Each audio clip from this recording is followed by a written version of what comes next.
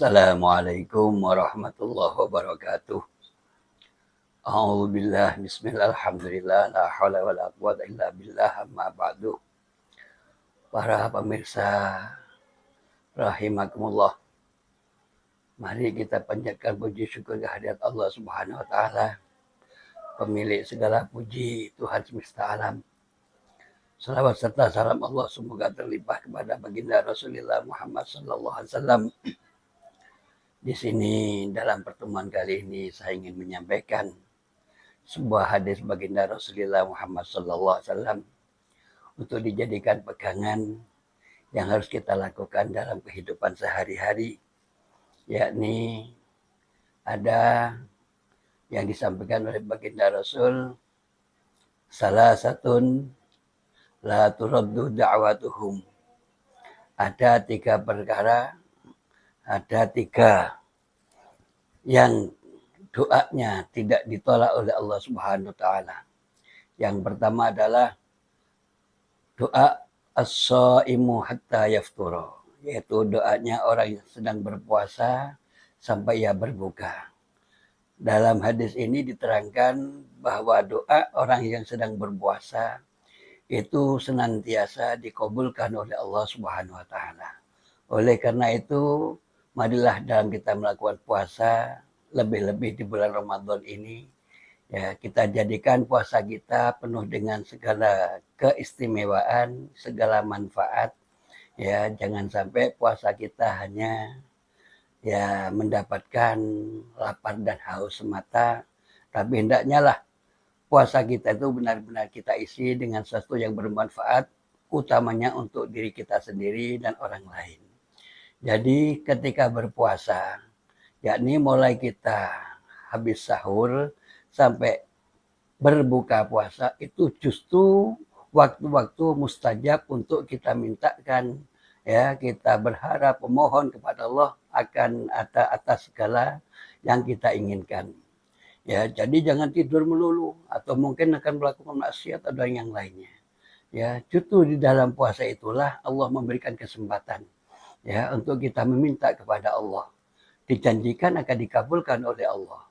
Sehingga ketika kita untuk berdoa, kalau memang kita bisa, yaitu kita berdoa sesuai dengan apa yang sudah diajarkan dalam Al-Quran. Misalnya doa Rabbana atina fid dunya hasanah wa fil akhirati hasanah wa qina adzabannar. Doa Rabbana zalamna anfusana wa illam taghfir lana tarhamna lanakunanna minal khasirin, atau doa-doa yang lain, atau bahkan yang pernah diajarkan oleh baginda Rasulullah Muhammad SAW. Tapi ketika kita tidak bisa, tidak hafal dengan apa yang diajarkan dalam Al-Quran atau hadis baginda Rasulullah, maka kita berdoa dengan bahasa kita sendiri. Allah pun lebih tahu.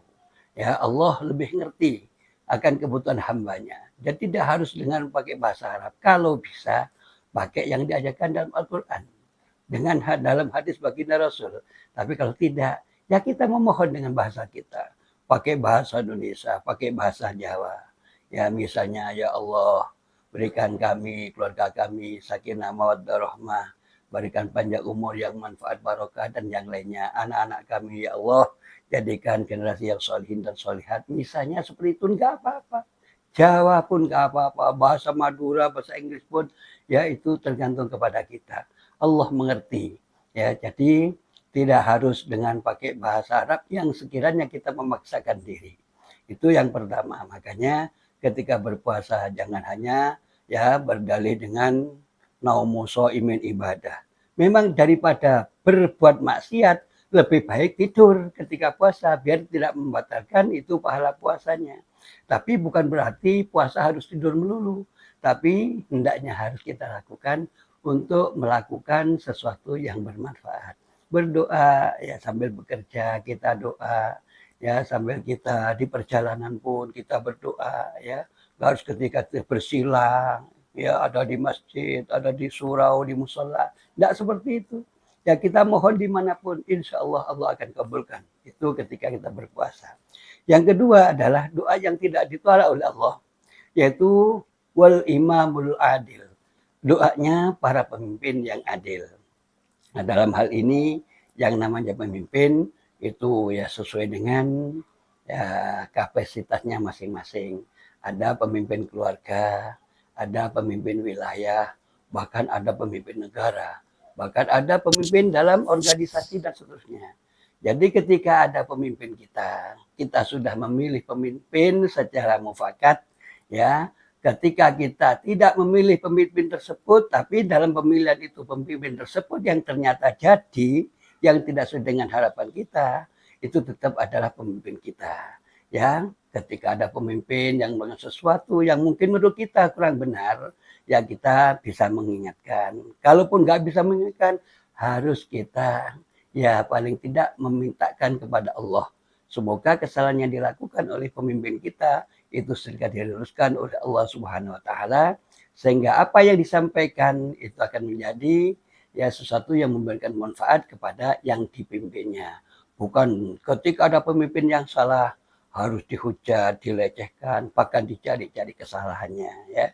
Karena pemimpin pun juga manusia biasa yang masih banyak kesalahan. Dan memang itulah fitrah manusia. Jadi sehingga ketidaksempurnaan manusia untuk melakukan kesalahan itulah agar kita saling mengingatkan. Kata Allah, wa tawassaw bis sabr wa tawassaw bil haq wa tawassaw bis sabr. Artinya bahwa kita hendak saling mengingatkan dalam kebenaran, saling mengingatkan dalam kesabaran. Dan yang ketiga adalah doa yang tidak ditolak oleh Allah Subhanahu wa taala adalah wa da'watul mazlum, yaitu doanya orang yang teraniaya. Dalam hal ini bahasa teraniaya itu macam-macam. Bukan teraniaya secara fisik saja. Bisa jadi orang itu teraniaya secara fisik. Atau mungkin secara dianiaya ya, lewat tingkah laku. Atau mungkin dengan perasaan, bahkan mungkin dengan ucapan. Makanya jangan sampai kita melakukan sesuatu mulai ucapan, tindakan, perbuatan yang sekiranya itu menyakitkan orang lain. Ketika orang lain merasa tidak nyaman dengan apa yang kita lakukan, apalagi dengan hujatan dan sebagainya, apalagi bentuk pembulian dan seterusnya, pelecehan dan seterusnya, maka ketika orang yang merasa dizalimi itu berdoa kepada Allah, maka doanya itu dikabulkan oleh Allah. Maka berhati-hatilah di dalam ya bergaul, di dalam berucap, di dalam bertingkah, atau di dalam bertingkah laku dan seterusnya. Insya Allah ketika kita menjaga seperti itu, maka apa yang kita lakukan dalam kehidupan ini akan memberikan banyak manfaat kepada diri kita, pada keluarga kita, lebih-lebih ke sekitar kita. Jadikanlah ya hadis Rasulullah Muhammad SAW ya yang tiga kriteria tadi jadikan sebagai pedoman untuk kita agar dalam melakukan sesuatu tidak sampai melakukan hal-hal yang tidak sesuai dengan apa yang disyariatkan oleh baginda Rasulullah Muhammad SAW. Pada akhirnya jadikanlah kita khairun nas anfa'uhum linnas ya. Sebaik manusia adalah yang bisa memberikan manfaat kepada yang lainnya.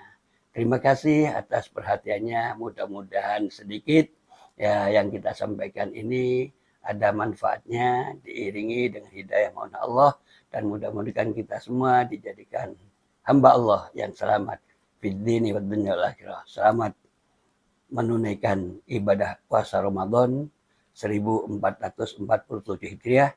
Mudah-mudahan kita semua husnul khotimah. Ihdinas siratal mustaqim.